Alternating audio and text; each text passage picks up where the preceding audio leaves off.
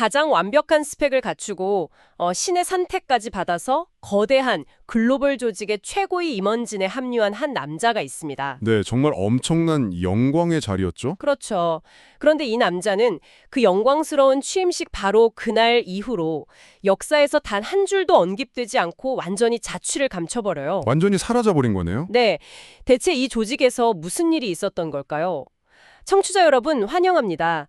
오늘 우리가 본격적으로 해부해볼 텍스트는 서양 역사랑 문화 그리고 종교적 기틀에 지대한 영향을 미친 킹 제임스 성경, 그중에서도 사도행전 1장의 발췌본입니다. 아마 많은 분들이 사도행전이라고 하면 주일학교에서 듣던 옛날 이야기나 단순히 종교적인 기록으로만 생각하실 텐데요. 약간 고루한 느낌으로 다가오죠. 맞아요. 하지만 오늘 우리는 이 자료를 완전히 다른 각도에서, 그러니까 거대한 글로벌 움직임의 초기 설립기 혹은 절체절명의 위기를 맞은 스타트업의 생존기라는 렌즈로 들여다볼 예정입니다. 아, 스타트업 생존기. 바로 그겁니다. 오늘 우리의 미션은 아주 명확해요. 절대적인 카리스마를 가졌던 창립자가 어느 날 갑자기 하늘로 떠나버렸습니다. 네, 진짜 말 그대로 하늘로 가버린 거죠. 그러니까요. 그래서 남겨진 토수의 핵심 구성원들은 극심한 혼란을 겪고 있고 설상가상으로 내부에는 가장 믿었던 임원의 끔찍한 배신 스캔들까지 터진 상황이란 말이죠. 최악의 타이밍이네요. 이들은 대체 이 아수라장을 어떻게 극복하고 무너진 조직을 재정비해서 전 세계적인 네트워크로 뻗어나가는 그 거대한 제국을 건설할 수 있었을까요? 오늘 그 흥미로운 첫 번째 전략회의의 현장으로 들어가 보겠습니다. 이 이야기의 시작점은 아무래도 창립자의 부재를 예고하는 장면부터 출발해야 합니다. 네, 배경 설명이 좀 필요하죠. 텍스트의 기록에 따르면 창립자인 예수는 십자가 처형이라는 아주 끔찍한 고난을 겪은 후에 부활합니다.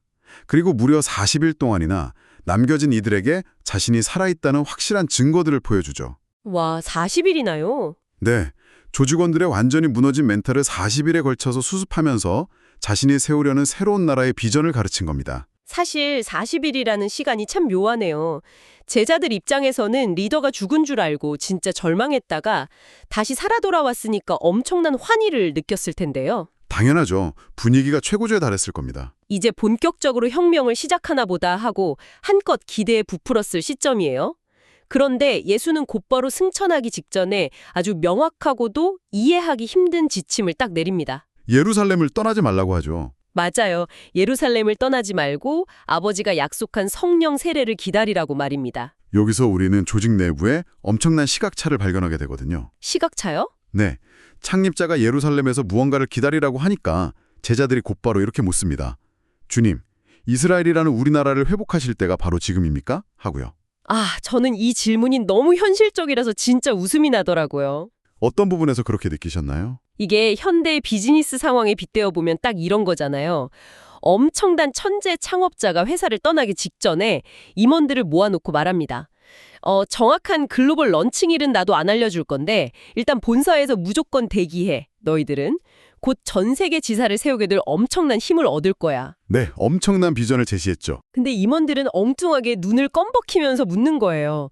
대표님, 그럼 우리 동네 상권은 언제 장악하나요? 경쟁사 몰아내는 거 지금인가요? 이렇게요? 하하, 그 상황이 머릿속에 바로 그려지네요. 사실 그 질문 속에는 제자들의 한계가 고스란히 담겨 있는 거거든요. 동네 상권 장악을 꿈꾸는 한계 말씀이시죠? 그렇죠. 창립자는 지금 인류 전체를 아우르는 거대한 글로벌 프로젝트를 염두에 두고 있는데 초기 멤버들의 시야는 여전히 자기들이 속한 국가, 즉 이스라엘이라는 매우 지역적이고 정치적인 한계에 갇혀 있었던 겁니다. 그래서 예수가 그 질문에 대답하는 방식이 굉장히 단호하죠. 때와 기한은 너희가 알 바 아니다 라고 선을 딱 그어버립니다. 네, 동네 상권 장악 같은 소리 하지 말라는 의미죠. 예수는 그들의 좁은 시야를 단번에 부숴버리면서 강제로 시선을 확장시킵니다. 아, 그 유명한 구절이 여기서 나오는군요. 맞습니다. 텍스트에 등장하는 아주 유명한 구절이죠. 오직 성령이 너희에게 임하시면 너희가 권능을 받고 예루살렘과 온 유대와 사마리아와 땅끝까지 이르러 내 증인이 되리라. 예루살렘에서 시작해서 사마리아를 거쳐서 땅끝까지라. 진짜 스케일이 어마어마하네요. 이 선언은 단순한 이동 경로를 말하는 게 아니거든요. 인간의 사고방식이 지엽적이고 닫힌 것에서 보편적이고 전 지구적인 것으로 확장되는 거대한 패러다임의 전환을 요구한 것입니다. 패러다임의 전환이요? 네, 당대 유대인들에게 사마리아는 상종조차 하기 싫은 배척의 땅이었고요. 땅끝은 상상조차 해본 적 없는 미지의 영역이었습니다. 자신이 평생 진리라고 믿었던 세계의 경계가 산산조각 나는 폭력적일 만큼 강렬한 비전 제시였죠. 와, 듣기만 해도 벅차네요.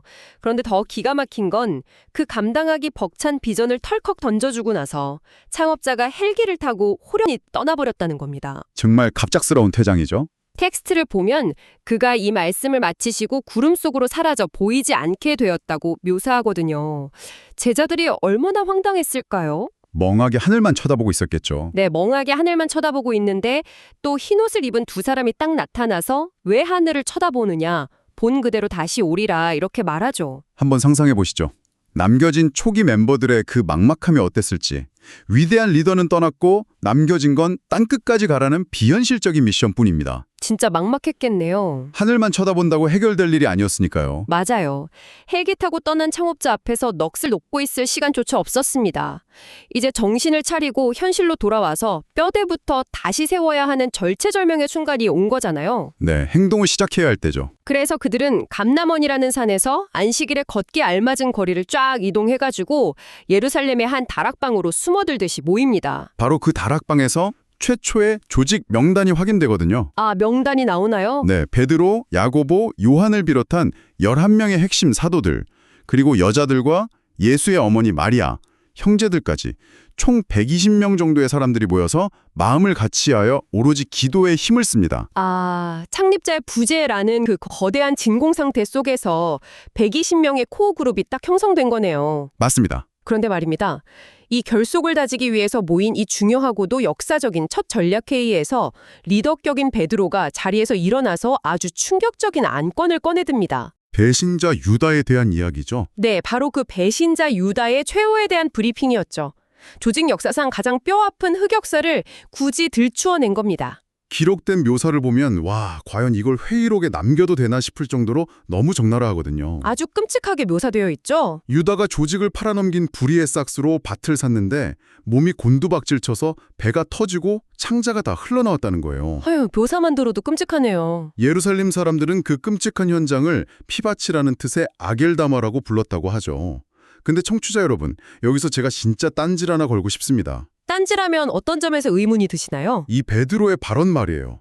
솔직히 너무 눈치 없는 거 아닙니까? 눈치가 없다. 왜 그렇게 생각하시죠? 한번 생각해 보세요. 지금 조직이 완전 바람 앞에 등불이잖아요.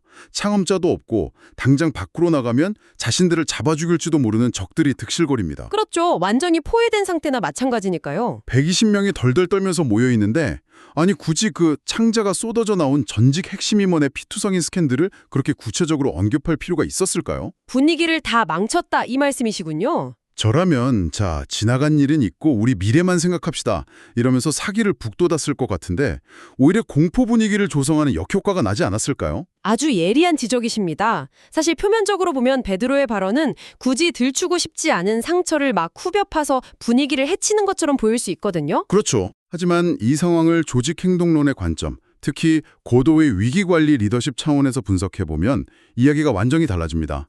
여러분, 유다의 배신은 단순한 횡령이나 인사사고가 아니었습니다. 가장 믿었던 동료가 창립자를 사지로 몰아넣은 그야말로 영혼이 붕괴되는 내부적 트라우마였잖아요. 그렇습니다. 만약 베드로가 이 사건을 두려워서 덮어두거나 어쩌다 일어난 통제 불능의 사고로 치부해버렸다면 어떻게 되었을까요? 덮어뒀다면 조직 내부에 남은 불신과 공포는 언젠가 시한폭탄처럼 내부에서부터 터졌을 겁니다. 아, 우리가 믿었던 유다도 저렇게 배신했는데 내 옆에 있는 사람은 믿을 수 있나? 이런 의심이요. 맞아요. 그리고 우리의 위대한 리더가 겨우 저런 배신자 하나 못 알아보고 당한 건가? 하는 근본적인 의심이 싹트게 되거든요. 진짜 덮어두면 결국 내부에서부터 썩어 들어갔겠네요. 네, 그래서 베드로는 이 끔찍한 사건을 피하지 않고 정면으로 마주하는 방식을 택한 겁니다. 피하지 않았다. 네. 텍스트에 따르면 그는 이 비극을 시편의 기록을 인용해서 재해석합니다. 그의 거처가 황폐해지고 다른 이가 그 직분을 취해야 한다는 그 오래된 예언이 성취된 것이라고 딱 선언하죠. 잠깐만요. 그러니까 유다의 배신이랑 그 끔찍한 죽음을 조직의 통제력을 벗어난 우발적인 실패가 아니라 이미 오래전부터 텍스트에 예견된 거대한 계획의 일부로 의미를 완전히 뒤바꿔버린 거군요. 바로 그겁니다. 심리학에서 말하는 완벽한 인지적 프레이밍의 전환이죠. 여러분의 조직에 엄청난 스캔들이 터졌다고 한번 가정해 봅시다. 상상하기도 싫지만요. 훌륭한 리더는 그 상처를 은폐하지 않습니다. 과거의 상처를 공개적인 자리에서 아주 투명하게 직면하고 청산함으로써 조직원들에게 심리적 안정감을 부여하는 겁니다. 아, 오히려 안정감을 준다. 마저도 더 큰 서사의 일부며 우리는 여전히 신의 계획 안에 있다. 와, 베드로는 이렇게 선언함으로써 그 120명의 붕괴 직전 멘탈을 꽉 붙잡아 맨 겁니다. 와, 진짜 그 설명을 들으니까 그 다락방의 팽팽했던 공기가 확 이해가 되네요. 썩은 살을 과감히 도려내고 고문 상처를 소독했으니까 이제 그 피 묻은 빈자리를 새로운 피로 채워서 진열을 정비해야 할 타이밍이 온 거잖아요. 네, 리더십을 다시 세워야죠. 그렇다면 이들은 과연 누구를 어떤 방식으로 그 중요한 임원 자리에 앉혔을까요? 이 새로운 리더를 선발하는 과정이 사실 오늘 텍스트의 가장 하이라이트라고 할 수 있거든요. 베드로가 제시한 새로운 사도의 자격 조건을 유심히 살펴볼 필요가 있습니다. 네, 텍스트를 보면 베드로는 명확한 두 가지 자격 조건을 딱 제시하잖아요. 어떤 조건들이었죠? 첫째, 세례 요한 시절부터 예수가 승천할 때까지 항상 우리와 함께 다녔던 사람이어야 한다. 그리고 둘째, 예수의 부활의 증인이 될 수 있는 사람이어야 한다. 아주 깐깐한 조건이네요. 네, 이 깐깐한 조건에 따라 120명 중에서 딱 2명의 후보가 압축되죠. 바사바 혹은 유스도라고도 불렸던 요셉, 그리고 마띠아라는 인물입니다. 근데 저는 여기서 한 번 더 딴지를 걸고 싶어요. 어떤 점이 또 의문이신가요? 아니, 자격 조건을 한번 보십시오. 창업자가 분명히 땅끝까지 가서 증인이 되라고 했잖아요. 앞으로 전 세계로 뻗어나가야 하는 글로벌 조직입니다. 그렇죠. 엄청난 확장이 기다리고 있죠. 그렇다면 막 뛰어난 외국어 능력이나 사람들을 설득할 수 있는 압도적인 화술, 아니면 강력한 추진력이나 영업력을 가진 사람을 뽑아야 하는 게 상식 아닌가요? 현대적인 관점에서는 당연히 그렇게 생각할 수 있죠. 근데 베드로가 내세운 유일한 스펙은 처음부터 끝까지 현장을 지켰느냐 하는 근속연수란 말이죠. 단순히 오래 버티고 서 있었다는 게 글로벌 리더십의 조건이 될 수 있나요? 현대 기업 채용 공고랑 비교하면 사실 턱없이 부족해 보이는 게 사실입니다. 하지만 이 조직이 가르고 있는 핵심 상품이 무엇인지를 이해하셔야 하거든요. 핵심 상품이요? 네, 그들의 코어 상품은 어떤 물건이나 서비스가 아니라 바로 예수의 삶, 가르침, 죽음, 그리고 부활이라는 메시지 그 자체였습니다. 아, 메시지가 그 상품이다. 그렇습니다. 인쇄술도 인터넷도 없던 1세기 고대 사회잖아요. 이 조직이 전 세계로 확산되는 데 있어서 가장 치명적인 리스크는 무엇이었을까요? 소문이 와전되는 거 아닐까요? 정확합니다. 바로 구전 과정에서 발생하는 정보의 왜곡입니다. 핵심 메시지가 조금이라도 오염되거나 윤색되면 조직의 근간이 송두리째 흔들리거든요. 아, 단순히 의리나 충성도를 본 게 아니군요. 베드로가 찾은 것은 뛰어난 영업사원이 아니라 완벽한 무결성을 가진 오리지널 데이터 보유자였습니다. 오리지널 데이터 보유자. 누군가에게 건너 전해들은 2차, 3차 가공 정보가 아니라 요한의 세례부터 승천까지 전체 데이터를 직접 눈으로 보고 경험한 원본 서버 역할을 할 사람이 필요했던 겁니다. 와, 비유가 진짜 찰떡이네요. 원본 서버. 영업기술은 나중에 훈련시키면 되지만 애초에 현장에 없었던 사람에게 원본 데이터를 주입할 수는 없으니까요. 맙소사 듣고 보니까 좀 소름이 돋네요. 리더의 개인적인 카리스마나 스킬보다 조직의 핵심 자산인 메시지의 순수성이랑 무결성을 지키는 것을 최우선 과제로 삼은 거잖아요. 네, 본질을 꿰뚫어 본 거죠. 알겠습니다. 철저한 데이터 검증을 통해 가지고 요셉과 마띠아 이 두 명을 추려낸 것까지는 완벽하게 납득했습니다. 근데 그 다음 최종 결정 방식은 여전히 실드를 치기가 너무 어려워 보입니다. 아, 제비 뽑기 말씀이시군요. 네. 아니, 120명의 무리가 다 함께 기도를 하거든요. 무사람의 마음을 아시는 주여, 이 두 사람 중 누가 선택되었는지 보여주시옵소서, 이렇게요. 아주 간절한 기도였죠. 그러고는 최종 결정을 제비뽑기로 합니다. 청취자 여러분, 한번 생각해 보십시오. 기껏 깐깐하게 원본 데이터 보유자를 추려놓고 최종 결정을 마치 동전 던지기나 룰렛 돌리듯이 운에 맡겼다는 거예요. 현대인들이 보기엔 참 황당하죠. 현대인의 관점에서 글로벌 임원을 뺑뺑이로 뽑는다는 건 너무 무책임하고 위험한 의사결정 아닙니까? 만약 그것이 단순한 운이나 도박이었다면 당연히 비판받아 마땅하겠죠. 그쵸. 하지만 당시 고대 근동의 세계관과 이 조직에 처한 특수한 내부 상황을 연결해보면 완전히 다른 그림이 그려지거든요. 다른 그림이요? 고대 사회에서 제비뽑기는 요행을 바라는 행위가 아니라 인간이 통제할 수 없는 영역을 신에게 맡기는 가장 완벽하고 객관적인 최종 결정 시스템이었습니다. 아니, 아무리 그래도 다수결 투표라는 합리적인 방식이 있지 않나요? 그리스 로마 시대에도 투표는 있었잖아요. 바로 그 다수결 투표가 이 조직을 완전히 파괴했을 거라는 게 핵심입니다. 투표가 파괴를 부른다고요? 인간의 영역에서 할 수 있는 최선의 노력은 철저한 기준으로 요셉과 마띠아를 딱 검증해낸 것까지였습니다. 만약 이 두 사람을 놓고 120명이 파벌을 나누어서 투표를 했다고 가정해보죠. 어떤 일이 벌어졌을까요? 100% 요셉파와 마띠아파로 나뉘어가지고 정치질을 했겠죠. 분명히 그랬을 겁니다. 막 요셉이 예전부터 리더십이 더 좋았다. 아니다, 마띠아가 성품이 더 훌륭하다 이러면서 선거운동을 벌였을 테고요. 맞습니다. 그리고 투표 결과가 예를 들어서 65대 55로 나왔다고 칩시다. 진 쪽은 승복을 했을까요? 절대 안 하죠. 방금 전까지 가장 믿었던 임원, 유다의 배신으로 멘탈이 붕괴될 뻔했던 조직입니다. 이런 상황에서 선거로 인해 또 다른 파벌 싸움이나 정치적 투쟁이 일어난다면 조직은 그대로 산산조각이 났겠네요. 정확합니다. 인간의 편견이나 정치적 계산이 개입될 여지 자체를 원천 차단해버린 거거든요. 아, 완벽한 승복을 이끌어내기 위한 방법이었구나. 그들은 두 명 다 자격이 충분하다는 것을 인간적인 잣대로 엄격하게 검증한 뒤에 최종 결정권은 투표가 아닌 신의 손으로 완벽히 넘겨버렸습니다. 와... 제비뽑기를 통해 도출된 결과는 그들의 세계관 내에서 신의 직접적인 선택이었으므로 그 누구도 위의를 제기하거나 불복할 수 없었죠. 불만이 있을 수가 없겠네요. 내부 분열의 싹을 완벽하게 잘라버리고 120명을 단숨에 하나로 묶어낸 그 시대 최고의 투명한 인사 시스템이었던 겁니다. 와... 진짜 그렇게 해석하니까 완전히 머리를 한 대 맞은 기분입니다. 제비뽑기가 요행이 아니라 내부 갈등을 차단하고 완벽한 승복을 이끌어내기 위한 신의 한 수였네요. 고도의 정치적, 영적 지혜였던 셈이죠. 텍스트에 보면 결국 마띠아가 뽑혔고 그가 11사도의 수에 합류하면서 피로 얼룩졌던 리더십의 공백이 비로소 완벽하게 채워지게 됩니다. 이로써 창립자 부재 이후에 닥친 거대한 위기와 조직 재건 프로세스가 성공적으로 딱 마무리가 된 겁니다. 자, 청취자 여러분, 오늘 우리의 여정을 한번 되짚어 볼까요?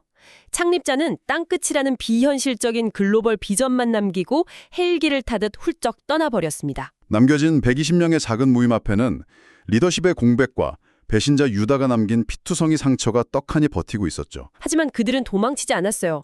과거의 뼈아픈 실패와 상처를 회피하지 않고 투명하게 직면해서 멘탈을 수습했죠. 그리고 정부의 왜곡이 없는 원본 데이터 보유자를 아주 엄격한 기준으로 세웠습니다. 네, 거기에 제비뽑기라는 철저한 자기 객관화 시스템을 통해서 내부의 정치적 갈등마저 완벽하게 차단하면서 새로운 리더 마띠아를 세웠잖아요. 이제 이들은 예루살렘의 작은 다락방에서 시작해서 창업자가 명령한 땅끝으로 나아갈 모든 준비를 마친 겁니다. 진짜 대단하네요. 여러분이 오늘 이 텍스트를 들으시면서 단순히 수천 년 전 성경 속 옛날 이야기로만 넘기지 않으셨으면 좋겠습니다. 여러분의 삶이나 비즈니스 현장에서도 이런 일들은 수도 없이 반복되거든요. 맞아요. 매일같이 겪는 일이죠. 거대한 비전을 품었지만 당장 눈앞의 현실이 막막할 때, 아니면 믿었던 동료나 파트너에게 치명적인 상처를 입고 조직이 흔들릴 때, 이 사도행전 1장의 기록은 놀랍도록 실용적인 나침판이 되어줍니다. 실패를 직면하고 프레이밍을 전환하는 용기, 타협할 수 없는 명확한 기준을 세우고 사사로운 이기심이나 파벌을 떠나서 연대하는 지혜 말이죠. 이 투명한 조직 재건의 프로세스는 오늘날의 우리에게도 정말 엄청난 영감을 줍니다. 완전 동감입니다. 진짜 시대를 초월해서 많은 것을 생각하게 만드는 텍스트네요. 그런데 여러분, 이 모든 훌륭한 교훈을 뒤로 하고 저는 오늘 이 시간을 마무리하면서 여러분이 스스로 곱씹어 볼 만한 아주 흥미롭고 도발적인 질문을 하나 딱 던지고 싶습니다. 서두에 말씀하셨던 그 남자에 대한 이야기군요. 맞습니다. 1장의 마지막 순간을 화려하게 장식하는 인물, 가장 엄격한 데이터 검증을 통과하고 신의 뜻이라는 제비뽑기를 통해서 12사도라는 최고위 임원진의 반열에 오른 바로 그 새로운 리더. 마띠아 말이죠. 네, 마띠아. 모두의 축복 속에서 유다의 빈자리를 채운 인물이잖아요. 네, 화려한 데뷔였죠. 그런데 참으로 기묘하게도 이 사도행전 1장에 끝난 직후에 성경 기록 그 어디를 아무리 뒤져봐도 마띠아라는 이름이나 그가 어떤 위대한 업적을 세웠다는 활약상은 단 한 줄도 등장하지 않습니다. 완벽한 자격을 갖추고 신의 선택까지 받았음에도 말이죠. 네, 그는 마치 이 1장에 자신의 이름을 올리기 위해서 태어난 사람처럼 곧바로 역사 속 깊은 침묵으로 사라져버립니다. 참 역설적이네요. 그렇다면 역사 속으로 조용히 자취를 감춘 마띠아의 이 거대한 침묵은 과연 우리에게 무엇을 말해줄까요? 여러분, 우리는 모두 스포트라이트를 받는 영웅이 되고 싶어 합니다. 누구나 주인공이 되고 싶어 하죠. 하지만 어쩌면 무너져가는 조직의 결속을 완성하기 위해 묵묵히 빈자리를 채우는 것. 누군가는 그 피 묻은 의자에 앉아서 12라는 숫자의 완벽함을 채워주는 것. 그 자체가 때로는 한 개인이 감당해야 할 가장 위대하고도 유일한 소명은 아니었을까요? 빈자리를 채우는 소명이요? 네, 창업자의 빈자리를 누군가는 자신의 이름을 지워가면서까지 묵묵히 버텨내야 했던 것처럼 말입니다.